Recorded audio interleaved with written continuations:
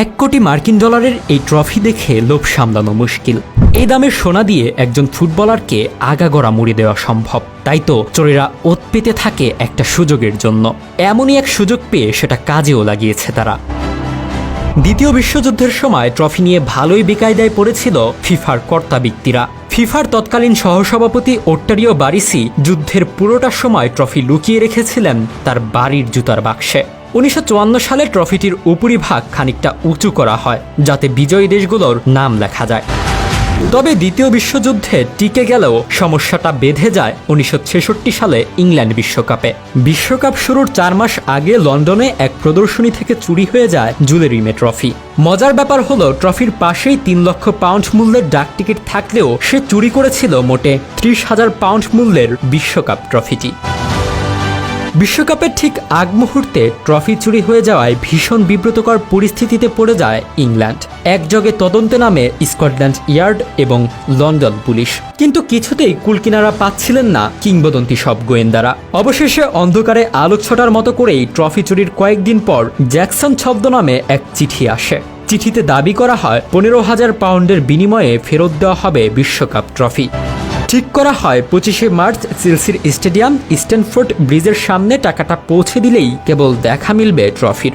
পুলিশের গোয়েন্দা লেনবাগি ফুটবল অ্যাসোসিয়েশনের প্রেসিডেন্ট মেয়ার্সের সহকারী পরিচয়ে নকল নোট ভর্তি সুটকেস হাতে দেখা করতে আসেন তথাকথিত জ্যাকসনের সাথে। সেদিন পুরো এলাকা জুড়ে ছদ্মবেশে অবস্থান করছিলেন পুলিশ এবং গোয়েন্দারা। ফলে যা হবার তাই হলো, ধরা পড়লেন জ্যাকসন। কিন্তু বিশ্বকাপ? মজার ব্যাপার হলো জ্যাকসন আসলে ট্রফির হদিশ জানতেন না, এমনকি ট্রফি চোরের সহযোগী তো দূর, তাকে দেখেননি পর্যন্ত। তার আসল নাম এডওয়ার্ড বেসলি। জানান দ্য পল নামের এক ব্যক্তি 500 পাউন্ডের বিনিময়ে স্ট্যামফোর্ডের কাজটি করতে বলেন। বেসলির 2 বছরের জেল হলেও বিশ্বকাপ ট্রফি রয়ে যায় ধরা ছোঁয়ার বাইরেই।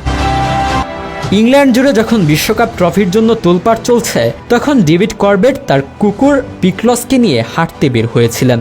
বাড়ির কাছাকাছি এসে একটি ফোন কলের জন্য বুথের দিকে এগিয়ে যেতেই পিকলস পাশের ঝোপ থেকে একটি ব্যাগ টেনে বের করে। প্যাকেট খুলতে প্রথমে ভয় পেলেও পরবর্তীতে করবেট বুঝতে পারেন কি অমূল্য রত্ন পেয়ে গিয়েছেন তিনি।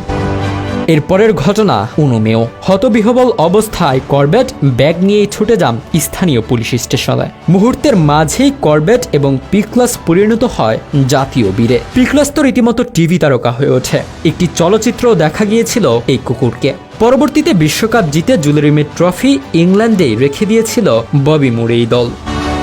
তখন নিয়ম ছিল কোনো দল 3 বার ট্রফি জিততে পারলে চিরতরে নিজেদের করে নিতে পারবে জুলেরিমে ট্রফি। 1970 সালে নিজেদের 3য় বিশ্বকাপ জিতে সেই শর্ত পূরণ করে ব্রাজিল এবং জুলেরিমে ট্রফি নিজেদের করে নেয়। কিন্তু 1983 সালে সিবিএফ এর অফিস থেকেই দ্বিতীয়বারের মতো চুরি হয়ে যায় জুলেরিমে ট্রফি।